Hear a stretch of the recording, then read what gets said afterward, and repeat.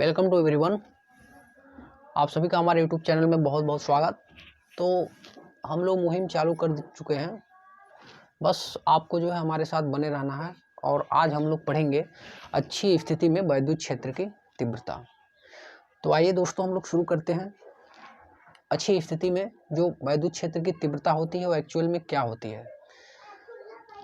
Electric field intensity due to axial position. अच्छी स्थिति में वैद्युत क्षेत्र, अच्छी स्थिति में वैद्युत क्षेत्र, electric field intensity, electric field intensity due to axial position. तो हम लोग पढ़ेंगे अच्छी स्थिति में वैद्युत क्षेत्र की तीव्रता क्या होती है। तो सपोज दैट मेरे पास यहाँ पे एक प्लस क्यू आवेश है और यहाँ पर माइनस क्यू आवेश है, और इन दोनों के बीच का जो डिस्टेंस है वो हम लोग क्या, सपोज दैट इन दोनों के बीच का जो डिस्टेंस है कितना है, 12 है। तो इसको समझने से पहले आप एक बात ये भी समझ लें। चलिए मैं यही बता देता हूँ। ये प्लस क्यू आवेश है, माइनस क्यू आवेश है, दोनों आवेशों के बीच की जो प्रभावी लंबाई है वो 12 है। और हम लोग जो है इसी अक्ष को आगे जब बढ़ाते हैं तो इसी अक्ष पर एक बिंदु आगे की ओर हम लोग पॉइंट P मान लेते हैं, और इस P पॉइंट पर हम लोग जो है एक जो है एकांक परीक्षण आवेश मान लेते हैं। अर्थात यहाँ पे एक एकांक परीक्षण आवेश कितना मान लिया गया है, प्लस क्यू नॉट। तो इस P बिंदु पर एक जो है एकांक परीक्षण आवेश हम लोग मान लेते हैं। तो यहाँ पर जो है फोर्स काम करेगा, आप समझ रहे हैं, माइनस क्यू आवेश के कारण इसकी ओर एक फोर्स इधर काम करेगा, जिसे हम लोग क्या नाम दे देते हैं, E माइनस क्यू। और इस प्लस क्यू आवेश के कारण एक जो है फोर्स इस डायरेक्शन में काम करेगा, इसे हम लोग नाम दे देते हैं E प्लस क्यू। और जो है इस मिड पॉइंट जो है इस दोनों आवेशों का, यहाँ से और यहाँ तक जो है हम लोग एक डिस्टेंस मान लेते हैं, और उस डिस्टेंस को हम नाम दे देते हैं क्या, L। और यहाँ से यहाँ तक बिकॉज ये स्मॉल l होगा और ये भी स्मॉल l होगा, क्योंकि ये पूरा लेंथ कितना है, 12 का है। तो यहाँ से यहाँ तक कितना होगा, स्मॉल l, और यहाँ से यहाँ तक भी कितना होगा, स्मॉल l। बात करें अगर ये वाला लेंथ कितना होगा, तो आप समझ सकते हैं यहाँ से यहाँ तक R है और यहाँ से यहाँ तक L है, तो ये वाला जो लेंथ होगा वो कितना होगा, वो R माइनस L का होगा। तो बात करें कि यहाँ से यहाँ तक का लेंथ कितना होगा, तो यहाँ से यहाँ तक आप लेंथ देख रहे हैं R है, तो यहाँ से यहाँ तक का आपका लेंथ कितना हो जाएगा, R प्लस L हो जाएगा। तो हम लोग जब इसको आगे बढ़ाते हैं तो पहले इस क्वेश्चन को करने से पहले एक बात मैं आपको बता दूं कि अगर मान लीजिए मेरे पास कोई दो आवेश हैं, प्लस और माइनस, और इन दोनों आवेशों के बीच की जो कुल प्रभावी लंबाई है यदि वो 12 है, तो इलेक्ट्रिक डाइपोल क्या कहता है, वैद्युत द्विध्रुव, कि यदि दो आवेश एक दूसरे से 12 लंबाई पर यदि स्थित हैं, तो उन दोनों आवेशों में से किसी एक आवेश और दोनों आवेशों के बीच की जो प्रभावी लंबाई होती है उसी को हम लोग क्या कहते हैं, वैद्युत द्विध्रुव कहते हैं। तो ये Q इंटू क्या हो गया, 12 आ गया। तो इसका यहाँ पे इसमें जो है काम आने वाला है। तो आप हमेशा याद रखेंगे जो वैद्युत द्विध्रुव होता है P, वह Q इंटू 12 के बराबर होता है। तो ये इसमें जो है काम आएगा, तो इसे मैं मिटा देता हूँ यहाँ से। तो ये इसका वैद्युत द्विध्रुव होता है। वैद्युत द्विध्रुव एक्चुअल में क्या होता है, किसी दो आवेशों के बीच की प्रभावी लंबाई, उसमें से एक आवेश का जो गुणनफल होता है उसी को हम लोग क्या कहते हैं, वैद्युत द्विध्रुव कहते हैं। तो यहाँ पे आप जो है अच्छी स्थिति में हम लोग पढ़ रहे हैं, तो इसके अक्ष के समानांतर ही हम लोग यहाँ पे इसको आगे जब बढ़ाएंगे तो यहाँ पर एक पॉइंट P मान लिया गया है, और उस पॉइंट P पर हम लोग क्या एक मान लिए हैं, परीक्षण आवेश मान लिए हैं। परीक्षण आवेश आप समझ रहे हैं, इकाई आवेश की तीव्रता को हम लोग क्या कहते हैं, परीक्षण आवेश या टेस्ट चार्ज कहते हैं। तो ये क्यू नॉट है। अब समझ रहे हैं ये माइनस क्यू है और यहाँ प्लस क्यू है, तो इसके बीच जो है आकर्षण होगा, तो इधर एक फोर्स अप्लाई होगा। ये इलेक्ट्रिक फील्ड इंटेंसिटी है, वास्तव में एक प्रकार से बल ही होता है। ये भी मैं आपको फर्स्ट वीडियो में प्रूव करा चुका हूँ कि जो विद्युत क्षेत्र की तीव्रता होती है वो एक प्रकार से क्या होती है, बल ही होती है। और इस प्लस के कारण जो है इस पर क्या होगा, रिपल्सन होगा। प्लस प्लस है दोनों, तो रिपल्सन है तो एक फोर्स इधर काम करेगा।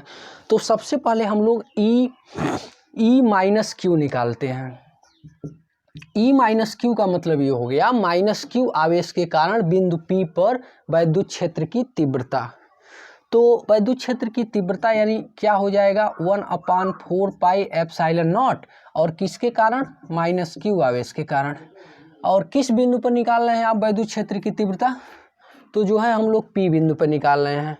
तो हम लोग जो है डिस्टेंस कितना लेंगे, ये मान लीजिए इसका पोजीशन है बिंदु A पर और इसका पोजीशन कहाँ है, बिंदु B पर। तो हम लोग कहाँ से कहाँ तक डिस्टेंस लेंगे, B से P की तरफ लेंगे। तो यहाँ पे डिस्टेंस क्या हो जाएगा, BP का क्या हो जाएगा स्क्वायर, और यहाँ पे आप डायरेक्शन दिखा दीजिएगा, ये बहुत ज़रूरी है, मस्ट है डायरेक्शन दिखाना। तो ये BP की तरफ इसका डायरेक्शन है। तो इस हिसाब से माइनस क्यू आवेश के कारण जो इस परीक्षण आवेश पे जो लगने वाला बल होगा, अर्थात इधर जो बल लगेगा वह B से P की तरफ आप डिस्टेंस लेंगे और उसका जो दिशा होगा वो किधर होगा, उस तरफ होगा। तो जो है B से P की तरफ आप जो है आसानी से इसे आप दिखा सकते हैं, ये है इसका डायरेक्शन। तो ये दोनों के बीच का डिस्टेंस और B से P, क्लियर है। तो अब ये हो गया, ऊपर आप लिख सकते हैं माइनस क्यू आवेश के कारण बिंदु P पर लगने वाला क्या, विद्युत क्षेत्र की तीव्रता, या हम कह सकते हैं माइनस क्यू आवेश के कारण जो है बिंदु P पर लगने वाला विद्युत बल।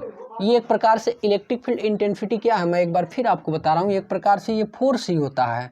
तो ये हो गया, ऐसे हम लोग लिखेंगे प्लस क्यू। तो प्लस क्यू मतलब क्यू आवेश के कारण बिंदु P पर जो लगने वाला फोर्स होगा वो कैसा होगा आपका, तो ये हो जाएगा 1/4 पाई एप्सिलॉन नॉट और प्लस क्यू अपान A से कहाँ तक, A से P, अर्थात AP का स्क्वायर। तो यहाँ भी आपको जो है डायरेक्शन दिखाना बहुत ज़रूरी है। तो आप कहाँ से कहाँ जा रहे हैं, आप जा रहे हैं A से P, तो AP का स्क्वायर हो जाएगा, और जो है इसका डायरेक्शन क्या हो जाएगा, इसका जो है डायरेक्शन हो जाएगा A से P, तो यहाँ पे क्या हो जाएगा, AP हो जाएगा। और जब माइनस क्यू आवेश के कारण लिए हैं, तो माइनस क्यू आवेश के कारण फोर्स आपका इधर लग रहा है, तो इसका दिशा किधर होगा, P से B की ओर होगा। तो इसे आप बना लीजिएगा P से B, ये बहुत ज़रूरी है लिखना दिशा। और ये हो गया आपका समीकरण नंबर 2। तो अब हम लोग लिखेंगे समीकरण 1 और 2 से, समीकरण 1 और 2 से, फ्रॉम इक्वेशन 1 एंड 2, समीकरण 1 व 2 से। तो समीकरण 1 और 2 से हम लोग जब देखेंगे, तो समीकरण 1 और 2 से जो है कुल जो है हमें जो है परिणामी विद्युत क्षेत्र की तीव्रता निकालना है। तो परिणामी विद्युत क्षेत्र की तीव्रता के लिए हम लोग क्या करेंगे, ई बराबर कितना हो जाएगा, इसमें से आपको मैं बता दूं कि अगर परिणामी विद्युत क्षेत्र की तीव्रता अगर हम लोग निकाल लेते हैं 1 और 2 से, मतलब ई, तो ई यहाँ पे ये जो BP है, ये BP वो कितना है, R-L है, यानी ये BP हर में रहेगा। तो हर में देख रहे हैं आप R में से L घट रहा है, तो हर में से जब R में से L घट रहा है तो वह E माइनस क्यू क्या होगा आपका, वो बड़ा होगा, E माइनस क्यू, ये सबसे बड़ा लॉजिक है। और ये माइनस E प्लस क्यू ये क्या होगा, छोटा होगा, क्योंकि ये नीचे R प्लस L इसके होगा AP। तो नीचे जब हर में कुछ क्वांटिटी अगर जोड़ी जाती है तो उसका जो वैल्यू होता है वो बहुत छोटा होता है, मतलब छोटा आएगा। और इसमें बड़ा कौन है, ये देख रहे हैं हर में से घट रहा है, मैथमेटिकल कॉन्सेप्ट है, आपको समझना होगा। R में से L घट रहा है, क्योंकि B से P का जब लेंथ लेंगे आप तो R में से L घटाएंगे। तो आपको जो है समझ जाना है कि हमें जो है फर्स्ट क्या लिखना है, तो इसमें से इसको जो है आप घटा के लिखिएगा। तो इस प्रकार से यहाँ पर E जो आपका मिलेगा E माइनस क्यू, अर्थात 1/4 पाई एप्सिलॉन नॉट और माइनस क्यू बटे BP। तो B से P का जो आपका डिस्टेंस होगा कितना होगा, R-L का स्क्वायर माइनस, और इसका वैल्यू हम लोग यहाँ से ले सकते हैं 1/4 पाई एप्सिलॉन नॉट और Q बटे AP। AP क्या है, मीन्स R प्लस L का स्क्वायर, ये आपका होगा, दोनों में आप कुछ कॉमन आपको मिल जाएगा यहाँ पे 1/4 पाई एप्सिलॉन नॉट क्यू। तो यहाँ से क्यू के रूप में अगर मैं कॉमन करता हूँ तो आप देख रहे हैं यहाँ पे ये हमने माइनस लिख दिया है और यहाँ पे क्या लिख दिया है, प्लस लिख दिया है। तो उसमें जो है आप देख रहे हैं ये जो है एक चीज़ मैं यहाँ पे आपको संकेत में लिख दूँ कि e minus q greater than e plus q. आप यहाँ पे संकेत में इसे लिख लीजिएगा ताकि जो है आपको समझने में दिक्कत नहीं आएगी, क्योंकि ये बड़ा है और ये क्या है, छोटा है। तो इस तरीके से हम लोग इसको करेंगे। तो यहाँ पर चूंकि जो है ये मैं माइनस में दिखा दिया हूँ, माइनस में दिखाने का कोई यहाँ पे अस्तित्व नहीं है, क्योंकि यहाँ ये भी आवेश है ये भी आवेश है, बस फर्क इतना है कि ये प्लस में है और ये क्या है, ऋण में है। तो इस तरीके से हो जाएगा। यहाँ पे क्यू जो है कॉमन हो गया 1/r माइनस एल का स्क्वायर और माइनस यहाँ पे क्या हो जाएगा r प्लस एल का स्क्वायर हो जाएगा। तो इस हिसाब से 1/4 पाई एप्सिलॉन नॉट क्यू और इसका इधर गुणा हो जाएगा r प्लस एल का स्क्वायर और माइनस r माइनस एल का स्क्वायर बटे r square minus L square का होल स्क्वायर। तो मैं आपको एक फार्मूला बता देना चाहता हूँ कि कभी भी a प्लस बी का होल स्क्वायर में से अगर आपको a माइनस बी का होल स्क्वायर घटाना हो तो इसका जो रिजल्ट आता है वो 4ab आता है। तो इस हिसाब से आपको इस एक्सपेंशन नहीं करना है और 1/4 पाई एप्सिलॉन नॉट क्यू और यहाँ पे 4r एल आपको लिख देना है और r square minus L square का होल स्क्वायर इतना कर देना है। इसके बाद जब हम लोग ऊपर देखते हैं तो जो E होगा 1/4 पाई एप्सिलॉन नॉट क्यू और 4 इंटू आर एल, यानी इसको हम लोग 2RL लिख सकते हैं और गुणे यहाँ पे क्या लिख सकते हैं, यहाँ पे अलग से 1 मिनट 2r कर दीजिए, इस प्रकार से लिख दीजिए। और ये Q का अंदर जब बुरा हो जाएगा तो Q इंटू 2L भी आप इसे बना सकते हैं, Q इंटू 2L। ये Q इंटू 2L क्यों मैं लिखा हूँ आप समझ रहे हो, वैद्युत द्विध्रुव होता है, क्योंकि P बराबर क्या होता है Q इंटू 2L, कोई एक आवेश और दोनों आवेशों के बीच की प्रभावी लंबाई क्या कहलाता है, वैद्युत द्विध्रुव कहलाता है। तो इस हिसाब से यहाँ पे हम लोग देख रहे हैं r square is very very less then r, यहाँ पे आप देख रहे हैं L is very very less then r, L is very very less then r, मतलब जो है यहाँ पे L जो है R के कंपेरिजन में बहुत छोटा है, तो इसलिए जो है हम L को हम लोग निग्लेजिबल मान लेंगे। तो इस हिसाब से हमारा क्या हो जाएगा, R स्क्वायर पे यहाँ पे क्या हो जाएगा, यही स्क्वायर यहाँ पे आके चढ़ जाता है तो 4 हो जाता है। तो 1/4 पाई एप्सिलॉन नॉट और इसके जगह हम लोग क्या लिखेंगे, P लिखेंगे और एक R से एक R नीचे कट जाएगा तो यहाँ पे क्या हो जाएगा, यहाँ पे RQ हो जाएगा। तो ये सबसे मोस्ट इम्पॉर्टेंट आपका डेरिवेशन होता है अच्छी स्थिति में वैद्युत क्षेत्र की तीव्रता के लिए। इसमें कुछ नहीं है, बस आपको थोड़ा सा फंडा आपको समझना है, बस आप अपने हौसलों को बुलंद रखिए, एक बार जो है इसका पूरा कॉन्सेप्ट आप समझ लीजिए किस प्रकार से है और बस एकदम हलवा है आपके लिए। तो यहाँ पे 2 बिंदु रख लीजिए A और B, यहाँ पे प्लस Q आवेश और एक बार यहाँ माइनस Q आवेश। और आप जानते हैं ये वैद्युत द्विध्रुव की तरह मैं बनाया हूँ इसको, यहाँ पे दोनों के बीच की जो लंबाई है वो 2L है, इसका मिड पॉइंट O है, यहाँ से यहाँ तक का डिस्टेंस R है और ये L है और ये L है, तभी तो 2L हुआ है। और इसी अक्ष को आगे हमने बढ़ा दिया तो यहाँ पे एक परीक्षण आवेश मान लिया Q0। अब आप समझ रहे हैं ये माइनस में है ये प्लस में है तो ये इसको आकर्षित करेगा, तो माइनस Q आवेश के कारण इस परीक्षण आवेश पे जो लगने वाला बल होगा वो इसकी दिशा इधर होगी। तो देखिए ये PB का डायरेक्शन यहाँ पे आपको दिखा दिया गया है और E माइनस Q यानी माइनस Q आवेश के कारण इस P बिंदु पर जो लगने वाला बल होगा 1/4 पाई epsilon not Q upon BP का स्क्वायर, यानी यहाँ से यहाँ तक का जो है दूरी लिया गया है। डायरेक्शन आपका इस तरीके से है। सेम कंडीशन ये प्लस Q आवेश के कारण जो लगने वाला बल है उसमें से एक आवेश और यहाँ से यहाँ तक का जो है दूरी लिया गया है। ये हो गया समीकरण 1 और 2 से। फिर आपको यहाँ पे सबसे बड़ा कॉन्सेप्ट ये है कि ये E माइनस Q जो होगा ये ग्रेटर देन होगा E प्लस Q से, अर्थात जो ये बल होगा ये बड़ा होगा, और ये बल जो होगा ये क्या होगा, छोटा होगा। तो इसमें से ये घटाना है। कैसे पता लगेगा वो बल बड़ा होगा, तो आप देख रहे हैं इसके नीचे जो है BP का स्क्वायर है, तो BP क्या है, R माइनस L है, तो R में से L जो है घट रहा है। तो नीचे जब घटेगा तो इसका मतलब जो है उसमें से घट रहा है, यानी वो क्वांटिटी जो है वो बड़ी है। और जब नीचे जोड़ेंगे हम लोग तो वो क्या हो जाएगा, वो क्वांटिटी क्या है, छोटी है। तो इसका मतलब नीचे जब भी आप हर में जब भी कुछ ऐड करते हैं तो उसका मान जो है बड़ा हो जाता है। ये मैथ का एक लॉजिक है, आपको इसे समझना होगा।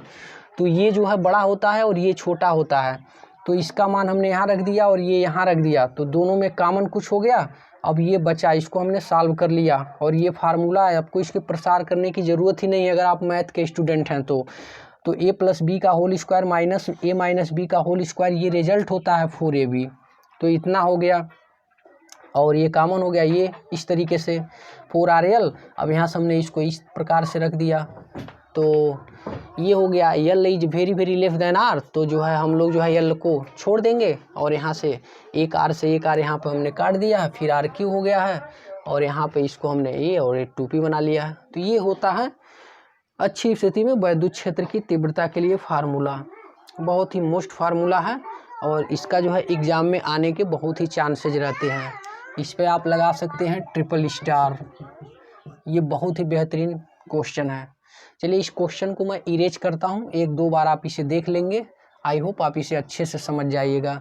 आप अपने अंदर एक कॉन्फिडेंस बनाइए। जब तक आपके अंदर कॉन्फिडेंस नहीं आएगा, आप फिगर पे इमेजिनेशन कीजिए, ज़्यादा से ज़्यादा इसको सोचिए, फिगर पे जोर दीजिए। जहाँ जहाँ मैथमेटिकल कॉन्सेप्ट यूज़ हुआ है उसको जो है फोकस कीजिए। जब तक आपके पास मैथ के कॉन्सेप्ट नहीं रहेंगे तब तक आप फिजिक्स को अच्छे से समझ नहीं सकते हैं। ठीक उसी प्रकार से अगर आपसे कुछ काम करने के लिए कहा जाए तो जब तक आपके पास बेहतरीन औजार नहीं रहेंगे तो आप उस काम को नहीं कर सकते हैं। तो ठीक उसी प्रकार से फिजिक्स को अच्छा बेटर समझने के लिए थोड़ा सा मैथ आपको आना होगा। बिना मैथ के थोड़ा बहुत तो मैथ आपको लगाना ही पड़ेगा, विदाउट जो है उसके फिजिक्स इम्पॉसिबल। तो थोड़ा सा आपको कैलकुलेशन, जैसे यहाँ मैथमेटिकल कैलकुलेशन हुआ है, इसको आप समझें। फिर जो है मैं कैसे बताया हूँ कौन बड़ा है कौन छोटा है, तो ये आपको समझना होगा। तो चलिए इस क्वेश्चन को हम इरेज करते हैं और नेक्स्ट क्वेश्चन देखते हैं। और एक सबसे बड़ी बात, मैंने जो है मुहिम चालू किया है आप लोगों के लिए। 50 से 60 दिन सिर्फ आपको हमारे साथ बने रहना है। 50 से 60 दिन में मैं आपको पूरा का पूरा विश्वास दिलाता हूँ कि एक एक टॉपिक जो है फिजिक्स का जो है गर्दा उड़ा के रख दिया जाएगा। ये मेरा ऐसा दावा है अपना। फिजिक्स आपके उंगलियों पे घूमेगा। तो ज़्यादा से ज़्यादा आप इस वीडियो को लाइक कीजिए, शेयर कीजिए और इन्जॉय के साथ पढ़िए फिजिक्स। मक्खन मलाई आपके लिए एकदम बना के रख दूंगा पूरे फिजिक्स को, बस आप हमारे साथ जुड़ें। तो अगला हेडिंग आप लगाइए निरक्षीय स्थिति में इक्वेटोरियल पोजीशन। निरक्षीय स्थिति में ये वैद्युत क्षेत्र की तीव्रता क्या होती है उसको हम लोग देखते हैं। निरक्षीय स्थिति में इक्वेटोरियल पॉइंट, इक्वेटोरियल इसके इंग्लिश में साथ साथ लिख रहा हूँ ताकि जो है आपको दिक्कत ना हो। इक्वेटोरियल पोजीशन, ये निरक्षीय स्थिति क्या होती है भाई? अभी हम लोगों ने देखा अच्छी स्थिति, तो फिर जो है ये निरक्षीय स्थिति क्या होगी? सेम वही लॉजिक है, कुछ इसमें थोड़ा सा जो है परिवर्तन हो जाता है। जो अच्छी स्थिति में पड़े हैं वो उस अक्ष को छोड़ करके ऊपर या नीचे कोई एक बिंदु मान लीजिए, वही जो है निरक्षीय स्थिति हो जाता है। तो इसके लिए जो है हम लोग सबसे पहले फिगर को ड्रा करेंगे और उसके बाद सेम लॉजिक इसमें भी वही होगा। यहाँ पर आप मान लीजिए एक पॉइंट ए पर प्लस क्यू आवेश, थोड़ा अच्छे से मैं इसको बना दूँ, प्लस क्यू, और यहाँ पर आपका क्या हो जाएगा माइनस क्यू आवेश। दोनों के बीच का डिस्टेंस, ऊपर एक बिंदु मान लीजिएगा P, यहाँ से इसको लंबवत रेखा खींच दीजिए, इसको इससे मिला दीजिए, इसको इससे मिला दीजिए, और दोनों के बीच की जो है दूरी आप कुछ भी मान सकते हैं अपने हिसाब से। मैंने इसे जो है L नाम दे दिया, बिंदु और L, और ये जो यहाँ से यहाँ तक है इस दूरी को हम जो है R नाम दे रहे हैं, R। और ये जो एंगल बन रहा है थीटा, तो यहाँ भी थीटा होगा। ये आपका जो है क्या मिल जाएगा, ये राइट एंगल ट्रिंगल हो गया, समकोण त्रिभुज। तो आधार का स्क्वायर प्लस लंब का स्क्वायर, तो ये हो जाएगा L square plus R square. तो जितना यह आपका AP होगा उतना ही आपका क्या होगा, BP भी होगा। अर्थात AP और BP क्या होंगे, सेम होंगे, बिकॉज इनके एंगल सेम है, तो ये डिस्टेंस भी आपका क्या होगा, सेम होगा। तो यहाँ पे आपको ये भी वही मिलेगा, R square plus L square. ठीक, अब हम लोग उस पॉइंट पे देखेंगे, यहाँ पर जो है हमें जो है एक बल का अनुभव होगा बिंदु P पर। तो वह किस प्रकार से बल लगेगा, तो आप देख सकते हैं इस प्लस Q आवेश के कारण यहाँ पर अगर एकांक परीक्षण आवेश माना जाए तो इसको जो है इधर यह जो है फोर्स करेगा, यानी उस साइड में एक बल लगाएगा। इस बल को हम लोग क्या नाम दे देते हैं, E प्लस Q आवेश के कारण लगने वाला बल है। और ये इसको आकर्षित करेगा अपने तरफ, तो ये किधर बल लगाएगा, इस बल को हम क्या बोल दे रहे हैं, E माइनस Q। और इन दोनों के बीच का जो एंगल है वो कितना मैं दिखा दे रहा हूँ आपको, 2 थीटा। ये इसका जो है परिणामी तीव्रता है। तो यहीं पे आपको ये पॉइंट समझना होगा कि जो है इस माइनस Q आवेश के कारण इस यहाँ पर जो परीक्षण आवेश हम लोग मानते हैं वह प्लस है और ये माइनस है, तो ये माइनस अपनी ओर आकर्षित करेगा, इसलिए हमने जो है फोर्स का डायरेक्शन इधर दिखा दिया है। और ये प्लस आवेश है और ये प्लस आवेश है, तो ये इसको रिपेल करेगा, यानी यहाँ पे प्रतिकर्षण होगा, तो ये उस डायरेक्शन में एक बल लगाएगा। और दोनों इस इलेक्ट्रिक फील्ड इंटेंसिटी का है, जो दोनों विद्युत क्षेत्र की तीव्रता है, इसका एक हमने यहाँ पे परिणामी दिखा दिया। और ये एंगल कितना मान लिया है, 2 थीटा मान लिया है। ये एंगल कैसे मान लिया, ये एंगल थीटा है, ये थीटा है, तो ये अपने आप जो है 2 थीटा हो जाएगा। ये भी एक मैथ का लॉजिक ही है, तो इस हिसाब से आप इसे समझ लीजिए। तो सबसे पहले हम प्लस Q आवेश के कारण लगने वाला बल की गणना करेंगे। तो आप लिख लीजिएगा प्लस Q आवेश के कारण बिंदु P पर लगने वाला बल। तो मैं डायरेक्ट काम कर रहा हूँ, E प्लस Q क्या हो जाएगा, 1/4 पाई एप्सिलॉन नॉट और Q, और यहाँ से यहाँ तक का जो है दूरी AP का स्क्वायर। समीकरण नंबर 1, डायरेक्शन किधर होगा, A से P की ही तरफ होगा, इसमें तो कोई चेंज होने वाली बात नहीं है। फिर हम लोग क्या देखेंगे, माइनस Q आवेश के कारण। तो ये जो हमारा माइनस Q आवेश के कारण आपको सीधा सीधा दिख रहा है, इधर फोर्स इधर लग रहा है, तो इसका डायरेक्शन कहाँ से कहाँ होगा, P से B की ओर होगा। और डिस्टेंस कहाँ से कहाँ तक लिया जाएगा, P से B ही लिया जाएगा। तो माइनस Q आवेश के कारण बिंदु P पर जो लगने वाला फोर्स होगा 1/4 पाई एप्सिलॉन नॉट और Q बाई कितना होगा, इसका जो डिस्टेंस है कितना है, PB का स्क्वायर। और जो इसका जो डायरेक्शन है वो कहाँ से कहाँ है, P से B की ओर है। ये समीकरण नंबर हमारा क्या हो गया, 2 हो गया। अब बिकाज जो है ये परिमाण में बराबर है, तो परिमाण में बराबर है तो AP बराबर BP है, तो इस हिसाब से हमारा क्या हो जाएगा, E प्लस Q बराबर E माइनस Q, दोनों बराबर हैं, तो E प्लस Q बराबर E माइनस Q। तो इस हिसाब से हम लोग देख सकते हैं कि आप जो है आपको क्लास 11th में पढ़ाया गया होगा कि यदि 2 वेक्टरों को एक दूसरे के साथ कनेक्ट किया गया है और उनके बीच का एंगल यदि थीटा है और परिणामी तीव्रता कुछ है, मान लीजिए सपोज दैट, तो यहाँ पे मैं आपको एक समझा देता हूँ, मैथमेटिकल कॉन्सेप्ट है यहाँ पे। ये मान लीजिए A है और ये B है, इनके बीच का एंगल थीटा है और इसका मैग्नीट्यूड कितना है, R है। तो हम लोग बहुत छोटे में इसको कर सकते हैं, R को हम लोग लिख सकते हैं R बराबर 2A कास थीटा बाई 2। ये बहुत ही इम्पोर्टेंट सूत्र होता है R ज्ञात करने का। 2 सदिश हैं A और B, एक दूसरे से यदि ये थीटा कोण पे मिलते हैं तो इनके बीच जो लगने वाला ये परिणामी होगा R, अर्थात R को हम लोग कितना लिख सकते हैं, 2A कोई एक और काश थीटा बाई 2, मतलब इन दोनों में से किसी एक वेक्टर को और एक काश थीटा बाई 2। ये बहुत ही इंपॉर्टेंट रिजल्ट होता है, इस रिजल्ट को आप लिख लीजिए। तो ठीक इसी प्रकार से जब हम यहाँ पर परिणामी तीव्रता निकालेंगे, ये कब कंडीशन फॉलो होता है, जैसे A और B आपस में इक्वल हैं, जैसे E प्लस Q और E माइनस Q जब बराबर होंगे तब। तो यहाँ पे यही फार्मूला मैं आपको यूज करने वाला हूँ और ये पूरा का पूरा टॉपिक आपका एकदम मक्खन बन जाएगा, तो इसे याद कर लीजिए। तो यहाँ पे मैं E बराबर लिखूँगा 2 और कोई एक आवेश, तो कोई एक आवेश मीन्स क्या, या तो प्लस Q लिख दीजिए या तो माइनस Q लिख दीजिए। तो E और प्लस Q और कोई एक आवेश और उसके बाद हम क्या बताए थे, काश थीटा बाई 2।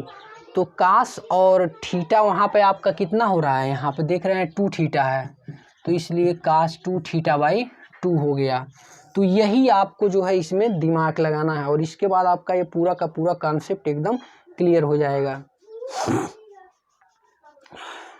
तो अब आपको क्या मिलेगा, 2 और e plus Q Akash 2 theta by 2।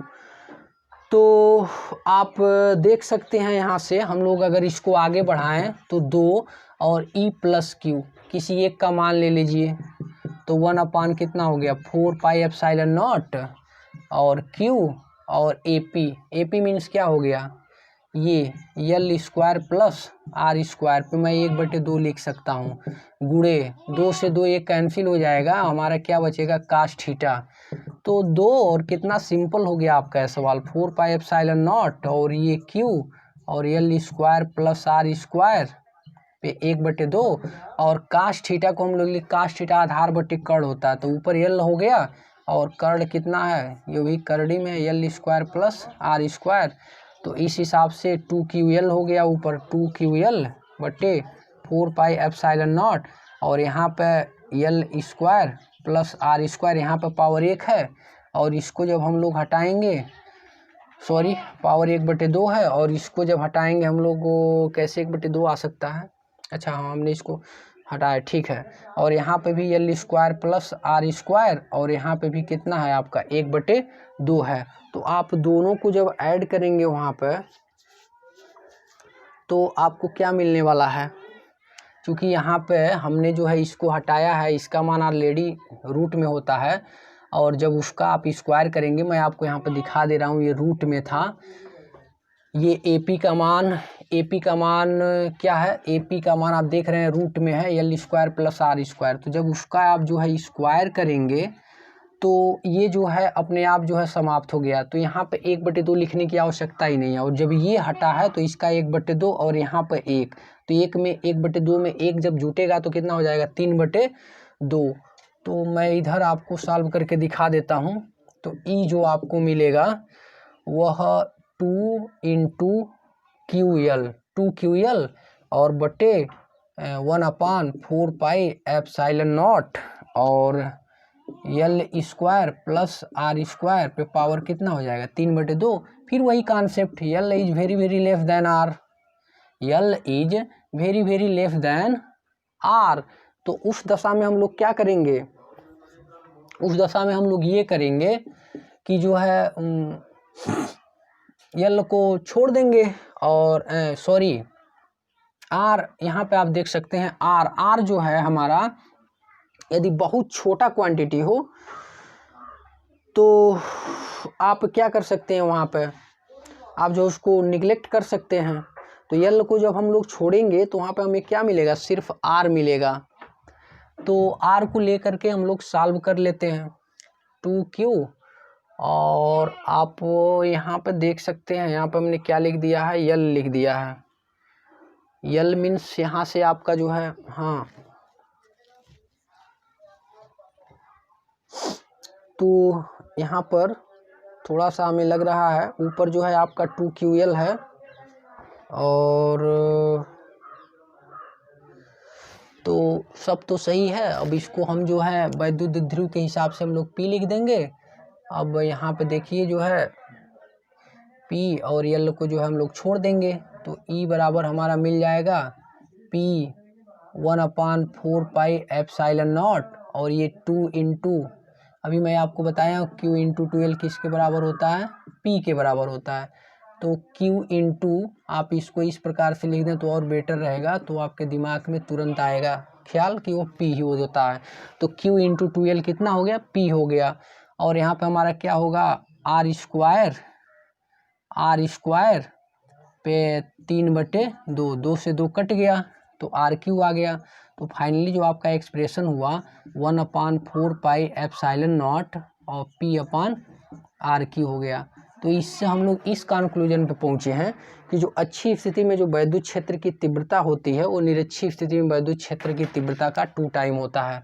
अभी हम लोग तो यहाँ पे आप देख लीजिए अच्छी स्थिति में जो वैद्युत क्षेत्र की तीव्रता होती है, अच्छी स्थिति को हम लोग एक्सियल पोजीशन कहते हैं, और इसके लिए मैं EB लगाता हूँ ये निरक्षीय स्थिति में, क्योंकि इसके लंबाई के वो अनुदिश आगे पीछे ऊपर नीचे रखा गया है इस अक्ष के, तो इसमें EB नाम देता हूँ। तो ये 2 टाइम होता है। ये सबसे मोस्ट इम्पॉर्टेंट फैक्ट है। इसको जो है ये कभी कभी पूछ देता है कि अच्छी स्थिति में जो वैद्युत क्षेत्र की तीव्रता है और निरक्षीय स्थिति में वैद्युत क्षेत्र की तीव्रता, दोनों में क्या संबंध होता है। तो अच्छी स्थिति में जो वैद्युत क्षेत्र की तीव्रता होती है एक्सियल पोजीशन, वह निरक्षीय स्थिति में वैद्युत क्षेत्र की तीव्रता का कितना होता है, 2 टाइम होता है, यानी 2 time of equatorial position of electric field intensity 2 × EB। तो इस हिसाब से इसका जो है कॉन्सेप्ट क्लियर हो जाएगा। इसमें कुछ नहीं है, आपको सिर्फ जो है +Q आवेश के कारण यहाँ पर E+Q निकाल लेना है और -Q आवेश के कारण यहाँ पर एक फोर्स की गणना करनी है। डायरेक्शन आपको दिखा देना है 1 और 2 से। सबसे बड़ा लॉजिक यहाँ पर ये मैं लिखा हूँ, E और EQ और 2 cos 2 θ/2, यानी यहाँ पर आप देख रहे हैं E+Q उधर है, E-Q उधर है, दोनों परिमाण में समान है और इनके बीच का एंगल अगर 2 θ है तो ये जो परिणामी E होगा इसको लिखा जा सकता है E = 2 और किसी दोनों में से E-Q में से या E+Q में से कोई एक इलेक्ट्रिक फील्ड इंटेंसिटी और दोनों के बीच का एंगल यानी cos 2 θ/2। तो इस प्रकार से आप इसे सॉल्व करेंगे तो ये जो है बहुत आसानी से आप इसे सॉल्व करेंगे। तो आई होप आपको ये अच्छे से समझ में आया होगा। 2 से 3 बार आप रिवीजन कर लीजिए। यहाँ पर डायरेक्शन आप देख लीजिए, A से P कितना है, A से P ये है और यहाँ से P से B ये है। तो ये पूरा रख के जब आप कैलकुलेट करेंगे, इस पॉइंट को आप जो है अच्छे तरीके से ध्यान में रखिएगा। तो आज हम लोगों ने अच्छी स्थिति और निरक्षीय स्थिति में वैद्युत क्षेत्र की तीव्रता को अच्छे से समझ लिया है और 1 से 2 बार आप वीडियो रिवीजन करके देखिए। कहीं आपको दिक्कत यदि आ रही है तो कमेंट बॉक्स में लिखें और ज़्यादा से ज़्यादा इस वीडियो को लाइक करें, शेयर करें, अपने मित्रों के साथ इस वीडियो को साझा करें। और मैं बहुत जल्दी जो है, आप समझ नहीं सकते कितना जल्दी मैं पूरा का पूरा सिलेबस ख़त्म कर दूंगा। तो जय हिंद, नमस्कार। तो आज के लिए इतना ही।